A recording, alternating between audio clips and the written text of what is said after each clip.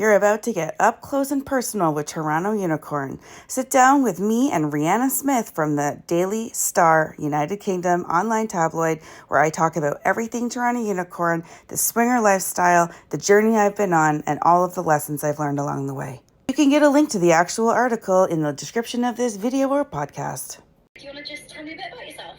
So my name online is Toronto Unicorn. In the middle of the COVID lockdown in Canada, which is where I'm from, we all had to find new ways to entertain ourselves. And so I had, before the lockdown started, dipped my toe into the swinger lifestyle, and I felt absolutely robbed when it was all locked down.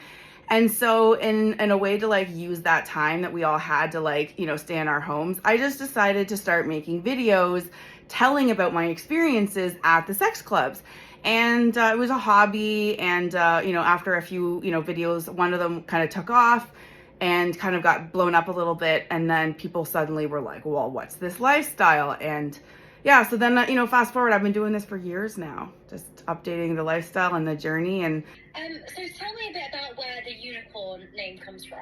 All right. So in the swinger lifestyle, which is traditionally known as, couples who like to swap partners with other couples. So that's kind of the old school way of looking at the swinger lifestyle. The new way is there's lots of single people in the lifestyle.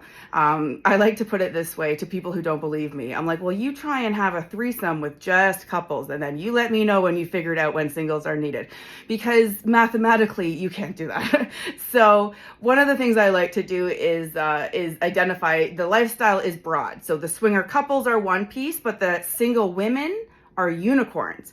Now they're called unicorns because they're rare. Let's be honest. It's rare to have single women floating around being like, I am looking for this. And then it's even more rare for that single woman to want to have sex with you and your partner, or singles or couples. So they're called unicorns because they're rare. Mm-hmm. How you started getting into swinger lifestyle then? How did that happen? All right. So I was a sexually frustrated mid-30s woman. I sincerely had a 10-year sexual hiatus where I thought I was never getting sex again. I literally didn't know if my time was up, right? And I remember my whole life I wanted a threesome. I just wanted to have a threesome, never had one. I wanted to have that experience with a girl. And the whole time I thought I was waiting for my boyfriend or husband to do it with. I thought I would be having a threesome as a couple with a single woman. And it's scary to do this lifestyle alone. But after 10 years of no luck and kind of dipping my toe back into the lifestyle of sex, I decided that I was done waiting for anybody to make it feel safe to do it on my own. And that's when I realized that there's a role for single women, just like there's a role for single men in the swinger lifestyle. And it's scary. I'm not gonna lie, it's scary. Can I swear? Is that okay? Yeah. I'm a vulgar girl, so I like to let loose. So it's a little intimidating, but when I decided that I wanted this experience more than I wanted to have it the way I thought I was gonna have it. And so I walked in there one night after the last bad Tinder date I was ever going to have, and I decided that was my night. And so I did. I went in and I met a wonderful couple, and I was able to kind of have sex for the first time with a couple and the girl. And I walked out of there I was radiating joy and happiness. I felt like, oh my God, I didn't need anyone else. I did this on my own, and I can do it again next week if I want to, right? So the role itself was new to me, but it's a very important role in the lifestyle, and it's very sexually liberating as well. Mm-hmm. Mm-hmm. And where was that first experience? That was in April of 2019, and it was in a sex club called Oasis Aqua Lounge. It's a aqua spa kind of thing in Toronto, Ontario, Canada. And again, mid-30s, I walked in there sober, not a drink in me, not a joint in me. I was ready, ready. And I think when I try to help coach other people to join the lifestyle, but not if they don't want to, just if they're embracing it, I like to tell people that, yeah, it's going to feel uncomfortable coming in. It is. It's going to feel like you're going out for dinner without a book to read and no one to sit with. And I think if you do that as practice, that's a good way to get comfortable going to a sex club alone. But I had to really work myself up for it. And I think the advice that I give people about that is, you need to get pushed to a place where you need to decide if what you're doing is good enough. And if it's not, then what's the harm in trying a new way, even if it doesn't feel super great, right? So yeah, so I think that that's kind of my first experience was a threesome.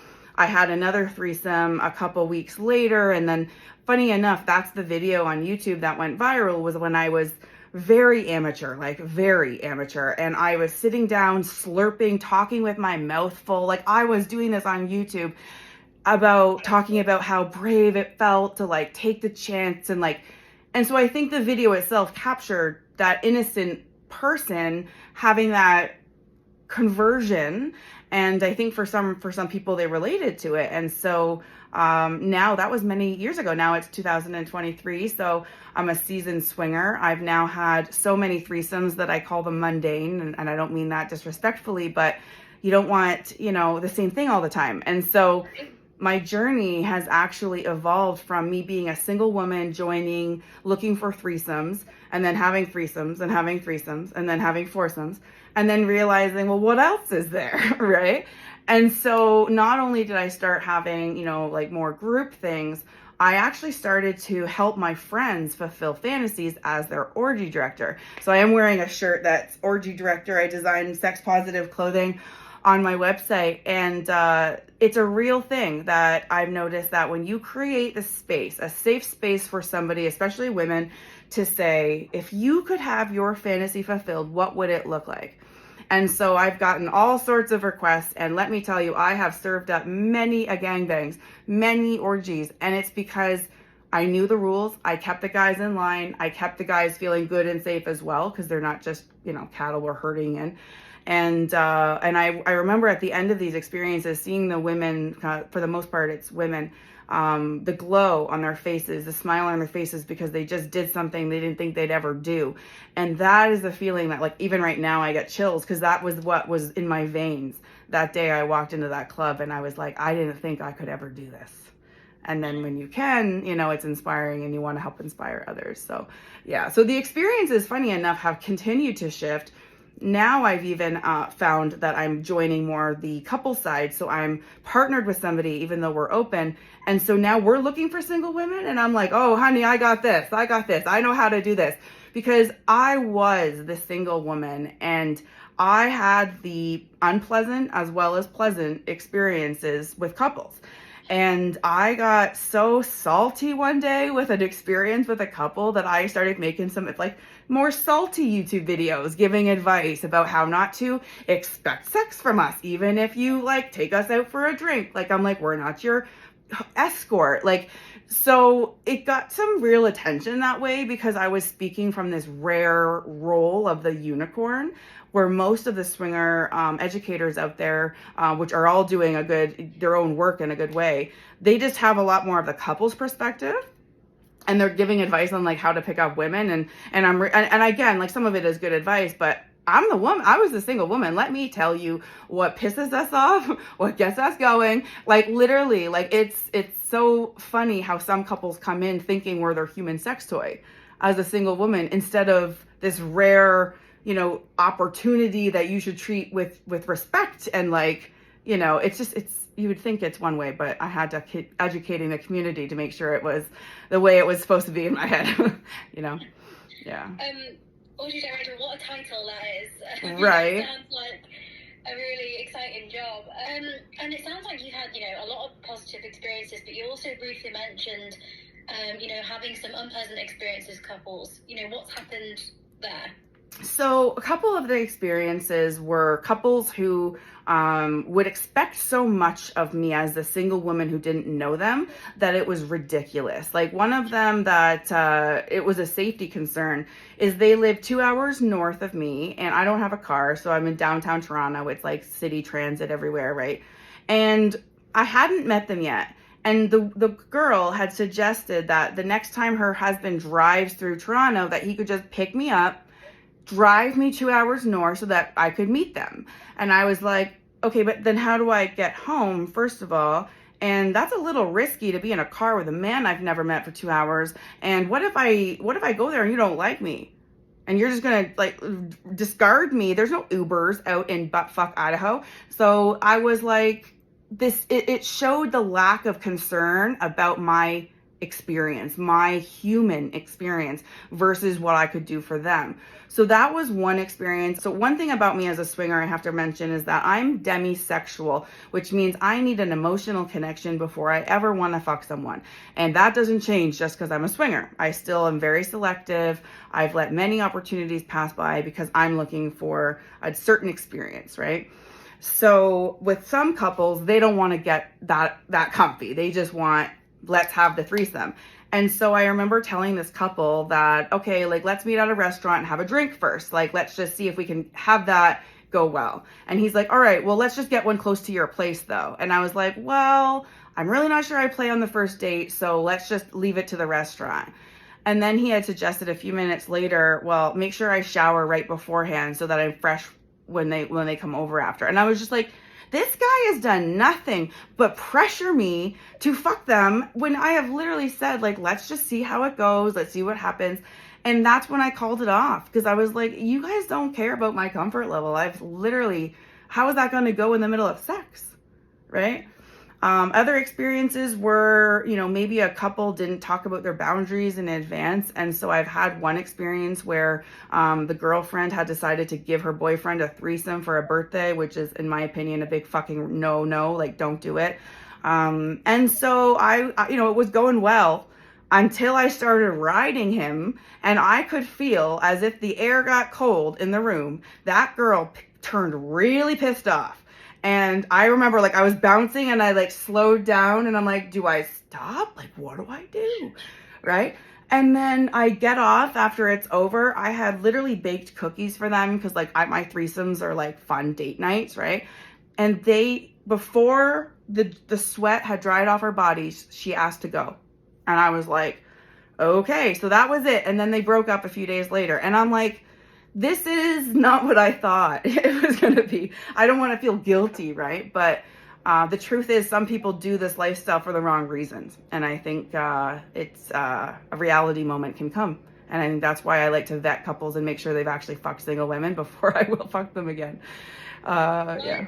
Why do you not recommend threesomes as birthday presents? Because the person who's giving that might not be okay with it, even though they want to be giving a gift. And so the reason would be, if it can really hurt. If you are open to swinging and you see your partner smile at a certain way at another woman, it's almost like you get shot. Like, you get shot with this jealousy bullet and you are triggered. And I can see that for people in this lifestyle, we have to still negotiate these feelings. Even though we're swingers, it doesn't mean we don't experience some negative feelings here and there. But for someone who's not into this lifestyle, who's just trying to give it as a gift, they might not be emotionally or mentally prepared for what it's actually going to feel like. And then that can cause, as in this story, real, like, trauma even, right? And you've kind of been in this lifestyle for quite a few years now. So how many couples would you say you've had sexual experiences with? So I do have a spreadsheet. Don't judge me, but I do. I know who I fucked with and in what order. But I would say around under 10 total. I think I moved on. I was satiated with the threesomes, and then I was like, what else is there? So then I had foursomes and fivesomes, which are orgies, right? And things like that. I would host sex parties in hotels with a very small invite-only group of people I knew, and then I would actually have my own orgy. There is one thing I have never done, though, and it's hilarious because of what I do and help my friends get gangbanged. I have never had a gangbang for myself. So I help other people get gangbanged, and I'm too much of a picky demisexual girl to let any random guy in my mouth. So it would have to be like 3 specific guys that I like carefully chose. So, one day maybe, but that's the one I haven't done yet. Yeah. I think that's kind of probably one of the main questions people have when it comes to swinger lifestyles is, well, how do couples deal with jealousy? And, does it come up? What's your experience of that? So I'm a little humbled because as the single woman, I was out there on my metaphorical soapbox being like, you and your fucking rules, couples, no kissing, no anal, no whatever. And I was a little upset because the couples that I would be matching with would have all these rules. about what I wasn't allowed to do. No kissing or no cum shots in my body, just only in the wife or whatever. And I, as much as I did like respect their boundaries and everything, I would sometimes in the back of my mind roll my eyes like, come on, it's sex. Let him fuck me how he wants to.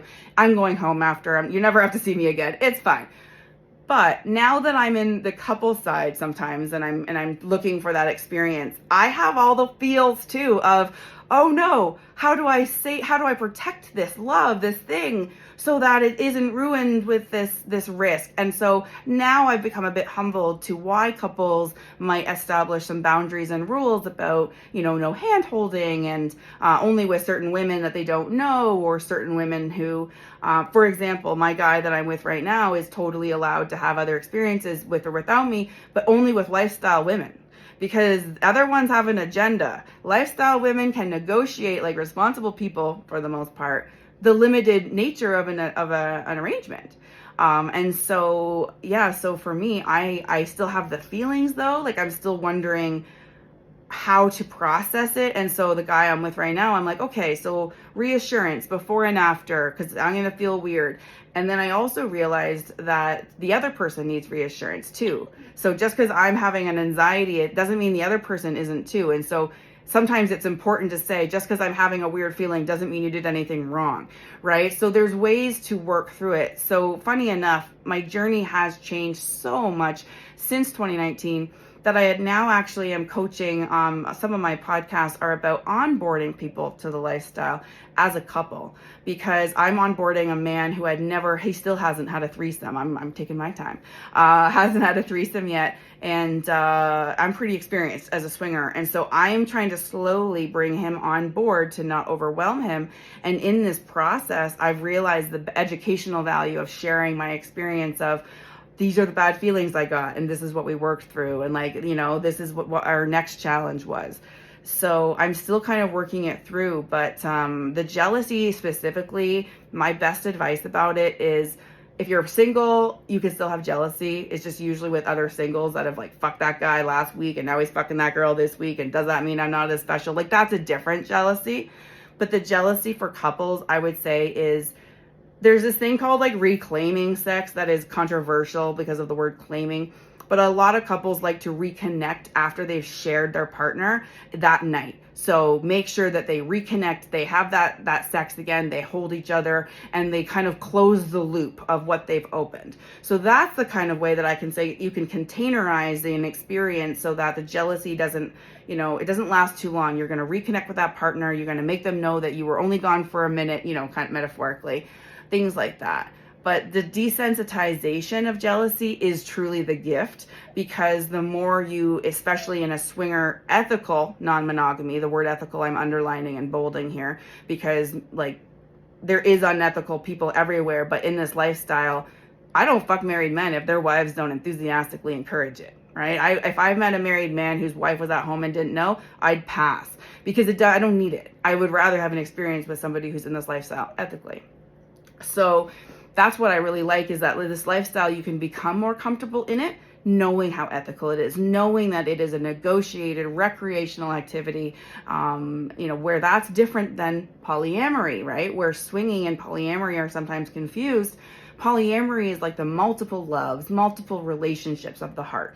Swinging is not. Swinging is you could be a polyamorous swinger, but anyways, it's more about whether the sex is with other romantic partners, and the answer is no. With swinging, it is recreational sex. Sometimes it's with friends, which is in my case, because I can't have sex with strangers, or with escorts, or whoever. So yeah, sometimes the jealousy can be located and pinpointed, and so you can just alter, some of those details. Like, for example, if somebody's worried it'll weird them out, do it with a stranger. Like, don't do it with somebody you're gonna see again at like the PTA meeting or something. Like, so yeah, there's ways that you can mitigate that feeling as well. Mm-hmm. And when it comes to couples specifically, how do you think swinging impacts their relationships? So everyone maybe swings for a different reason. I want my guy that I'm with right now to fuck other women. I enjoy it. It's one of the things that I'm unique a bit amongst my friends, that I genuinely want to see them fuck. Some of my friends do it more to be like, nice girlfriend or whatever, but still kind of in it. So I think that one of the things that I get out of it is keeping yourself alive and that fire in the inside out. So I did study psychology, and I did always have this theory about, when people let themselves go, so to speak.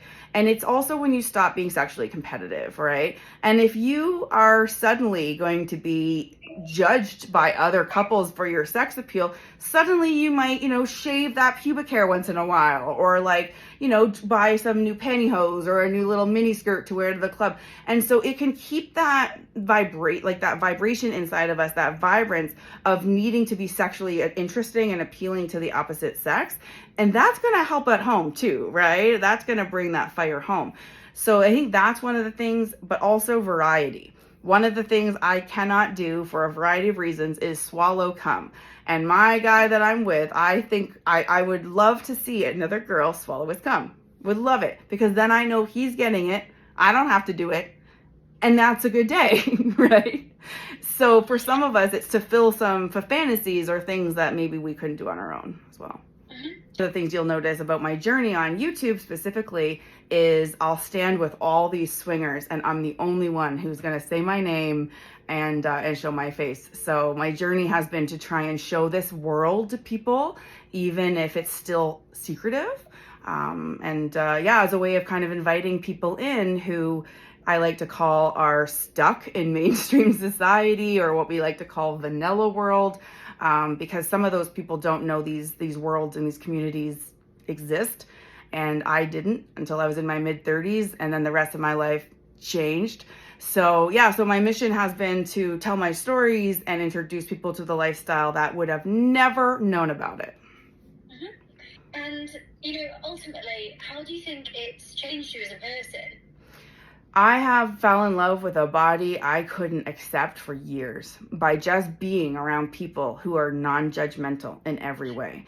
And so it has changed my ability to be comfortable in my own body, in my own space, to be more recognizing and acknowledging of my own sexual kinks or even fluctuations. So something I've noticed in the last few years is that I've gotten more into dominant submissive role play, and I had never even considered that for most of my life. So it has changed my openness of what I'm exploring, but also things that I never imagined exploring are now fascinating to me. So I think if what it did is unlock whatever doors that I had closed and just let myself exist without a shame with, if I want a gangbang, great. If I want this, great, but it's up to me. And suddenly, it makes the whole world feel like, well, let's just keep knocking things off our list. Let's fulfill other goals. It kind of brings us motivation.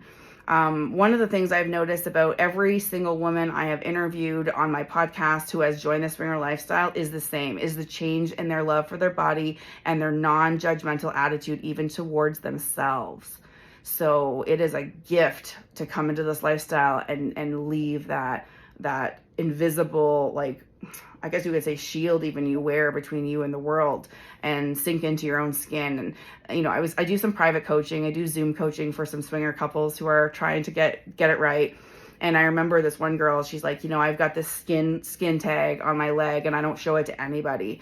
And I was like, all right, well, you're going to have to thrive with it. So let's talk about it. Let's get comfortable, because I was like, I guarantee you no one is going to care about that as much as you do. And if you learn to exist with it, right, then you'll realize that you were the only one holding yourself back. And so from what I understand, she did. And she felt like free for the first time, that her body wasn't this shameful thing.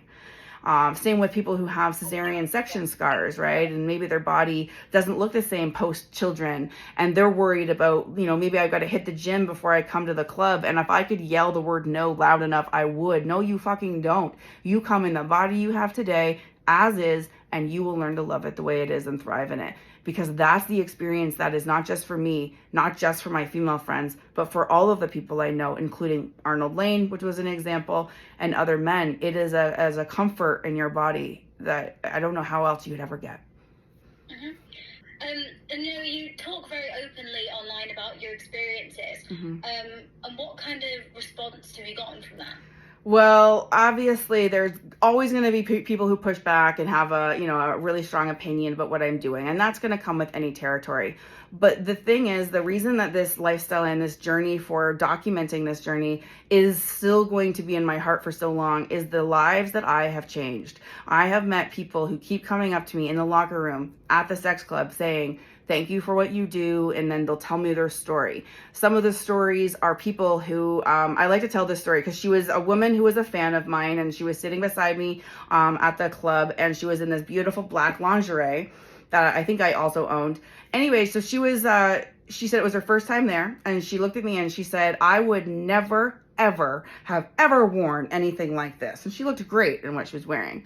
And she said, but you are the same size as me, and you wore it on YouTube and looked like you deserved to. And she's like, and I thought, if you could do it, why can't I?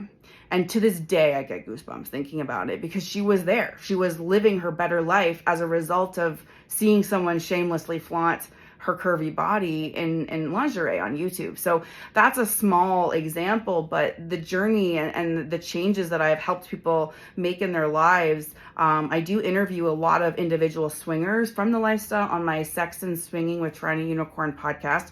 One of them is named Arnold Layne. He was a middle-aged man, overweight, balding, thought his best years were behind him. He was a paid fan of mine, so again, he gets some additional coaching. And he did decide to come to the club one night when he knew I was going to be there. And, he felt safe. He came. It was a social experience. He wouldn't take his shirt off for a while because he's, not comfortable like that. And then after a while, he'd take it off. And, that's what I see is that these people are taking literally in front of me, metaphorically and physically, the layers that they kept between them and the world they wanted to be in, the life they wanted to live. And so by the end of that night, that man was having the time of his life. Since then, he has gone to all sorts of clubs and then also traveled to other countries to explore the swinger lifestyle. So I did interview him on my podcast to tell his story. And in his own words, he explains the feeling of finding a sense of belonging in a lifestyle, regardless of what your body looks like, regardless of what you think you bring to the table, that there is room for you. And it's not too late to just, start and build a whole new life and whole new friend group. So again, those are just a few examples, but the reason I love this and do this is it changes lives and it sets people free, especially from the shame that they were, for many people, learned to associate with sex, learned to shame other women. That was something I had to learn or unlearn, is to stop de-shaming women who fuck a lot of men. As outgoing and liberated as I am, I was still a product of my own culture. And I remember when I was new in the lifestyle, I would look at those women taking all those men and I would look at them a little differently than I do now. Because it takes time to decondition and to unlearn that women who fuck a lot of men are not dirty and slutty. They're slutty if they want to be, because that's an endearing term in our lifestyle. But it doesn't make them devalued, and it doesn't make them less of a woman or less attractive or less lovable or less deserving of love. And I think not everyone knows that. And I think my journey here is not just to show this lifestyle and be all scandalous. It's to also help people take a different mindset and stop looking at people as well as themselves through the lens of shame. And man, does that change lives. I know when it comes to your partner as well, how did you meet? Was it through the swinger lifestyle, I assume? Funny enough, he was actually a viewer of my channel and reached out to me because he had actually been a DJ at another club and he wanted to introduce me to do a video tour there. And so he was just a fan. He was a diehard fan. He had watched all my videos. So when I met him, he was very charming to be able to, talk about my experiences. Anyways, we actually were just friends for almost a year. We had never kissed, never anything.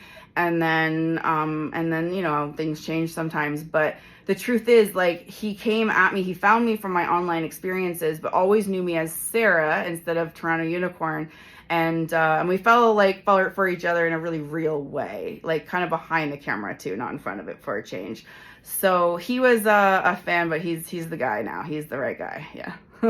Thank goodness. How long have you been together? We've been together about 5 months now, and it's funny because in this lifestyle, a single woman having sex with all these people, not all these people, but I thought, I don't know what guy out there is going to accept this about me, especially because I'm putting my name out there. I'm literally showing my sex life like literally on YouTube. Like I can't show the sex on YouTube, but I'm talking about it. And I thought, well, what guy would really accept that? And so when this guy came around and he looked at me with such pride of what I do instead of judging me for anything about it, it made me realize that, you know, maybe he was the real unicorn in the whole experience, the guy who could come in and look at what I do and be proud of me and love what I do and embrace it. So he was a viewer turned turned very important guy to me. Yeah. And now that you have, you know, a partner, could you ever see yourself in a monogamous relationship, or do you think that swinging will also always play an important part of your life? So I do have a lot of friends in this lifestyle that I interview, and a lot of them are leaning towards polyamory and that kind of stuff. And I'm the one oddball out there that's like, I'm in an emotionally monogamous relationship right now and I'm happy there. I don't want another romantic partner, and I want him to be my focus and mine to be his. And so swinging is always going to be, in my opinion, the limit. But do I see myself not swinging someday? Yeah, but it doesn't mean that I won't still be in the lifestyle. So I might go years without ever swapping or whatever, but I'm still in a swinger lifestyle. Does that make sense? Mm-hmm. Yeah. So you spoke about kind of that role of fulfilling people's fantasies. And what do you generally see as the most common ones that people come to you with? All right, so this is fascinating. First of all, it's mostly gangbangs, multiple men on them. Some of them want them in a row, so not all at the same time. They want a stream of penetration. So when one guy's done, the next guy comes in. That's kind of common for some people. Some of them want the feeling of overwhelm and touch sensation. So some of them will ask to be blindfolded and have all of the men touch them, even if it's just their arms and their legs, while other people are like fingering them or whatever. They want to disappear in the feeling of touch. So that's something that almost every one of them has asked for. I think all of them have definitely wanted the sensual touch, but funny enough, some of them didn't want to speak to the men. Some of them wanted them to speak to me, and I speak to the men.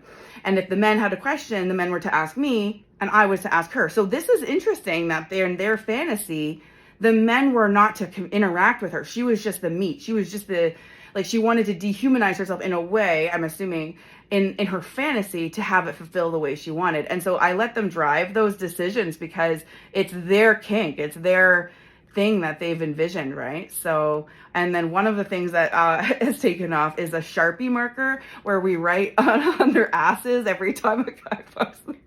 And these girls at the end of it go and take a photo in the bathroom of their ass, and they are so fucking proud of that. Yeah. Something that I did notice that kind of got me into the role was that I noticed that there's a lot of sex clubs that have single men theme nights so that you can go and have these fantasies fulfilled. And the theme night that I go to is called Down to Fuck Night. It's at Oasis Aqua Lounge. There's other theme nights at other clubs. But I noticed that when some other people wanted to fulfill fantasies, they would talk to the men in a very dehumanizing way. They would also potentially reject that man if his dick didn't perform very well, regardless of how that would hurt that man's feelings. I think that they don't think they have feelings, right? I'm an empath. I feel energy. I simply was watching this thinking these poor guys are also nervous. Some of them came alone to a sex club and are just as nervous as anyone else would be. And here they are being treated like their dick is the only thing that matters. I had an issue with it. And so that's why I decided when I was running a scene, the men, and again, when I say men and women, it's everyone in between, right? Trans, everyone. But I like to make it their experience too. And so what I do is I coach the guys in advance. And I was like, well, what are you looking for? And well, this guy wants to eat the girl out. Well, this guy doesn't. And sometimes it's about ordering because some guys want to eat a girl out, but not after there's another dick in it. So you have to start, it's like a job, right? Where you're like, okay, you go first, you start here, and then we'll So I've really had a lot of fun helping the guys fulfill their vision of it as well. And one of the most important parts of this is when that guy's dick does go down. I treat them so humanely because it happens to everybody. But in a gangbang, it's still a problem. But it doesn't mean I need to treat that man terribly, right? So I create a fluffer zone where the guys are allowed to go and just work on themselves. Or I say, maybe you go visit the girl's mouth and get a blowjob while she's taking another man's dick. So I'm like a workflow analyst. I'm just plugging holes instead of rejecting people. And I remember there's a story I like to tell, and because I tell all these stories on YouTube and podcast, by the way. Every single time I go and have a crazy experience at a sex club, you best believe I overshared that without any shame or hesitation, mostly on my podcast, where they don't censor me. But yeah, no, it has been so surreal that this one guy is a paid fan, which is why he got like VIP coaching from me at the club. But he was a paid only fan, and he had some challenges. His dick wasn't really working out. He was trying to fulfill this gangbang role, and I kept putting him to the side in a good way. Like, okay, well, you hang out over there. We're going to pull someone in. Then when he would like say he's ready, we would put him back in the spot. He did need a few attempts at that before he was able to fully like fulfill his fantasy. But the good news is he did. And the way he looked at me after was, and after he washed his hands, he shook my hand. And he said, thank you. And it was like, yeah, because he wasn't useless because his dick didn't last the whole time, or like the way it does in porn or whatever. And he didn't have to go home feeling terrible. He went home feeling like a man, like amazing, because I treated him like a human. And I think that's why I do the orgy directing, is because it's a very holistic but wholesome experience for the humans involved, not just the gangbang queen, as we like to call them. Mm-hmm. And is it something you get paid to do, or do you just do it because you enjoy it? I do not get paid to do it. I think there'd be a lot of legal reasons why I shouldn't, especially because it's inside another business. So I've always done it for free, but for mostly either people I know or very special fans that come up and have watched my channel and basically, you know, got my heart, and then I help them, you know, fulfill a fantasy. And it's true. Another example is a female fan who came up to me at the club, and she said, look, I'm in an asexual marriage. My husband stopped fucking me a long time ago. We're at that place where he's agreed that I'm allowed to go and open our marriage, but don't tell him anything about it. And so she needed my help, and she was rusty, and I mean rusty, to the point where she didn't know how to flirt. She didn't know how to interact with a guy like that again. And I noticed the level of assistance she needed was different than somebody else that I had helped. And so what I did was I partnered her with a guy that I know that was, you know, a sexual at the sex club. He's like, he fucks a lot of women, but you know, he's good at reliable experiences. And so I coached him to say, she doesn't know what it's like to have a man touch her and feel good. Like I was like, this. As a woman, I'm telling the man who's about to touch her how to make her feel amazing. And so he wants to do a good job, right? So then he goes, flirts with her, you know, has an experience. And so while they're starting their experience, like I'm still there, because sometimes I actually am present for the sex, even if I don't participate. 100% of the time I don't participate. It is just the direction of the role, right? Is a bystander. So I remember we were playing like truth or dare to like get her started. And I said, oh, why don't you kiss his nipple? And she did not know what to do. And she's like, well, what? Like, just lick it? Or like, she, like, again, and this is a middle-aged woman, right? And so, again, I realized, okay, we're going to have fun with this. I'm like, well, why don't you show her how to do it? And then we just switched the roles, got her a little bit more comfortable. So she did have sex with somebody, that guy, that night. And she thanked me for it later because she didn't know how she's going to get that mountain climbed, right, on her own. And I suggested to her that she bring her husband home, like take out something. I said, because when you come home with something after having that freedom that he's granted you, and it shows that you thought about him when he wasn't around, that psychologically will do a lot. Because I have a psychology background too. So I'm like therapy coaching these people as well as sexual coaching them. And so she now, fast forward, it's been at least 6 months. I see her at the club once in a while. She's thriving. She says that her husband at home's treating her better just because she's coming home with a bit more swagger in her step. And she's thriving. She's with all these partners and having a great time. So it's what I do as an orgy director isn't limited to like group gangbangs and things. Sometimes it's helping sexually coach somebody back to life. Mm-hmm. So it's a big part of it is the community, I guess. Oh, it is everything. This is the biggest shock about the swinger lifestyle, but also the biggest blessing is the community. It is a lifestyle. So when you meet other swingers, you already know they're sex positive. 90% of the time, they're the non-judgmental and accepting people.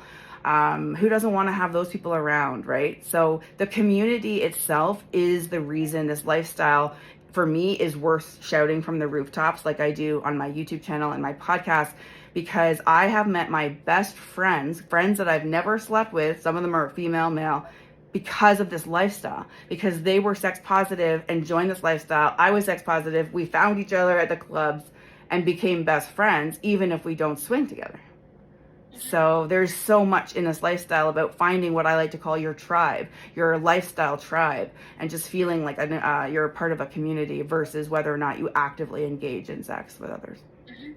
And do you think there's anything else that people outside of the swinger community might find surprising about it?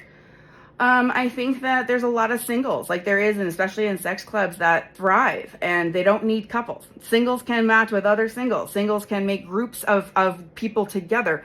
And I think that's what a lot of people, when they think of the swinger lifestyle, they don't know that. They think it's couples swapping with couples, like the old school full swap or soft swap, that's the limit. But I think when people really realize that there is room for everybody in the sex positive swinger lifestyle, even if you're a single, even if you were partnered and now you're a single. Like some of the women I've met recently at the clubs who've said, I joined this lifestyle when I was partnered and then we got divorced. And she's like, well, your videos as a single woman helped me believe that I could keep going. And so she was then, swinging around a stripper pole, having the time of her life. So it's nice to see that people see there's space for single people here too. Yeah. Mm-hmm. Yeah.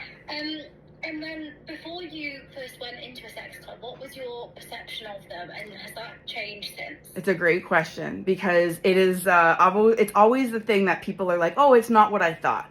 I thought it was sex against the walls. You walk in, people are having sex everywhere. I thought you had to participate. I didn't know if I would feel safe, like not physically safe, but just like emotionally safe. Because I knew they had security. So then when I walk in, depending on what time you go, if you go at 1 a.m. on a Tuesday night at Oasis, it's a zoo. It's a sex zoo. But if you go at 1 p.m. on the same day, it's a spa. So people are just suntanning, right? Maybe there's a blowjob in the corner, maybe there's not. And so it does depend on when you go and what theme night. But when I went in, it was a bunch of people who are in a good mood, some of them are still clothed, having a social experience. And yeah, there's sex that happens later in the evening, but it's with people who are, in my opinion, lucky to find someone to have sex with. It's not this big peer pressure environment where you have to participate. One of the biggest pillars of these lifestyles is consent. And so no means no, and there is no second ask. And so it's enforced by the lifestyle staff as well. So that makes us single women specifically feel safe, but also everyone else, right? I've heard a couple complain recently on a thread I'm on that, just because you're a single woman doesn't mean you can touch us without consent. And I was like, damn right, you can't. You can't. Just because you're a hot commodity doesn't mean you can violate someone else's boundaries. So yeah, I think the expectation was that I wouldn't have as much control, and that was wrong. I went in and felt very safe. I love being able to participate by just existing in the environment. I could watch people have sex. I never, ever had to participate. That maybe surprised you, or, just that you didn't know before? Your questions are phenomenal because there is these really important nuggets that you're pulling out that are really helpful. One of them is called don't yuck somebody else's yum. If you don't like something, shut the fuck up is my nice way of saying it, because in the lifestyle, just because you're not into something doesn't mean you're allowed to give shame to the people who are, or say something. So if it's within the legal bounds, I'm saying, right?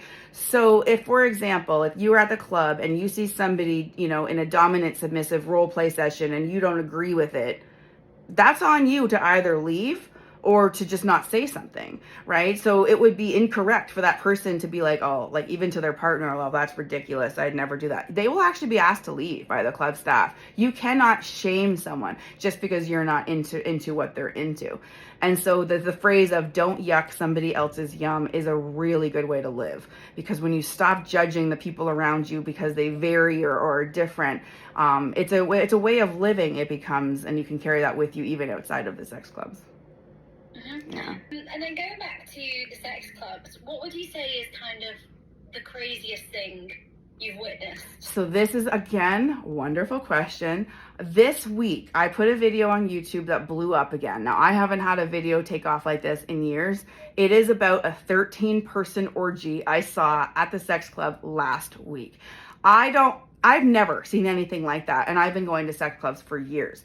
So I was there. We went upstairs for a tour, which is kind of where the sex happens at the Oasis Aqua Lounge Sex Club.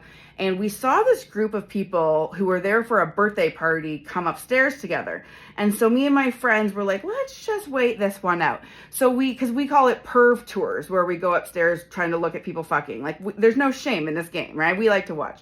So we see them all sit together, and then we see them start to like randomly kiss and like touch whoever was near. And we're like, oh my God, we all got front row seats, and we watched 13 people interact. Now, it was fascinating. We saw, different scenes interacting separately but beside each other. And then the swapping of partners was very fluid. When people were done, like there was cum shots, people would cheer, first of all. And then when they would get off the bed to leave, other people would join in their spot. So it was like 13 people, but with turnover. So I do talk about it on YouTube as well as my podcast and stuff, but that was a 13-person orgy. Yeah. What would your advice be to someone who's considering entering or exploring the swinger community for the first time? Hold your fucking horses, man. Literally, don't come in there thirsty for sex. Don't come in there looking at who's going to suck your dick, because it's a turnoff. This club and this lifestyle and community, yeah, there's going to be people who are more easier to have sex with than others. But what I think people need to realize is that just because you can fuck in a sex club doesn't mean you're going to. You still need to do the work of finding somebody who thinks you're interesting, who thinks you're attractive. Maybe you then have a drink together. Maybe you have a couple, tokes and a joint outside. There's so much that still needs to happen before the sex. And I think that's what some people don't realize is you can go to a sex club and not hook up, even if you plan to, even if you spent $100. And that can be really hard for some people to understand and grasp if they go in with expectations. And the best advice I can ever give to anyone who goes into a sex club is to not go in with expectations. Because you don't know. Even if that place is filled with people, you might strike out. It might not be the right vibe. And if you go in there hoping for something and you don't get it, it'll ruin your mood. If you go in there with an open mind about whatever happens, you're going to just have a good night. Sometimes you'll still strike out, but maybe you met somebody that now you've connected with on Facebook that you want to share recipes with. Whatever it is, it could be something special. But if your expectation was threesome and you got friend, well, that can feel like not a good experience. So definitely to not go in with expectations as well. Mm-hmm. I think that was most things I wanted to ask you. There's a couple bits that I wanted to check with you before I let you go. Mm-hmm. And you've mentioned the Oasis lounge a bit, but what's the sex club scene like in Canada? Is there that many around? So I'm lucky that in Toronto, there's like 4. There's 4 of them within like an hour drive or less. And so we're spoiled. There's other provinces that don't have any, especially in the United States. There's some states, like a lot of them are underground because they've got some conservative laws about these kind of things being in existence. So the swinger lifestyle and sex club lifestyle does vary from experience to experience, from club to club. One of the clubs in Toronto is a little bit outside of Toronto, and so you get what I would consider, a more local crowd versus the touristy crowd that Oasis, which is downtown Toronto, would gather. So people should do the research, figure out the clubs. I actually, on my website, TorontoUnicorn.com, I have a breakdown of the sex clubs around me with the video tours that I've done. Oh, I don't think I mentioned that. One of my favorite things that I've ever done is take a video camera inside these sex clubs when they were closed with permission and recorded the whole layout so that I could show people everything that they would need to, feel safe when they walked in. Like, what did the lockers look like? What does the bathroom look like?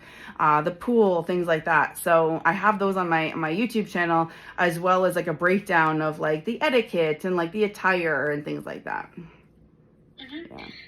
And what's your favorite one? Well, that's political, isn't it? I would say that the reason I'm going to say Oasis Aqua Lounge is because there's no loud music all the time. So it's more of a social club. You can talk to people. You can get to know people. The other clubs that I like to go to are the X Club in Mississauga, which is just a little bit west of Toronto. And I love that you can dance the night away with a kick-ass DJ and stripper poles, and then move the party to the back room later if that's what you want to do. So in that club, they separate sex from the party, or at Oasis, it's all intermixed. So there's different vibes at different clubs, but I like the Oasis because there's not a lot of loud activity going. Otherwise, I would probably pick X Club next. Yeah. And do you find that there's a typical kind of swinger crowd, or is it all quite diverse? It is diverse. I think the age ranges are kind of like maybe mid-20s to, I would say, mid-60s, but with outliers, of course. And I think a lot of body types. So people sometimes picture, the hard-bodied people or the the overweight people are the only people at these. You'll get everybody. You'll get everybody, a cross-section of everybody. And so depending on the club you go to is the clientele. So I have some friends that are, she likes to call herself the brown girl of the group, but she's like, Sarah, there's a lot of white people here. About one of the clubs that we were in, she's like, I'm like, oh, I didn't notice. She's like, yeah, you wouldn't have. And I was like, well, that's kind of true, but she would have, right? So I sometimes need to remember the perspective I offer, is that white girl, like, this is my perspective. So I love the diversity, but I don't know if everybody feels as represented in the different clubs. I think you also should take into account the local area that the club is in. Yeah. Mm-hmm. Thank you so much for talking to me. It's been really interesting. Yeah, I love talking to you too. I really appreciate you reached out. It was fun. Okay. All right. Have a nice day. You too. Thanks. Bye.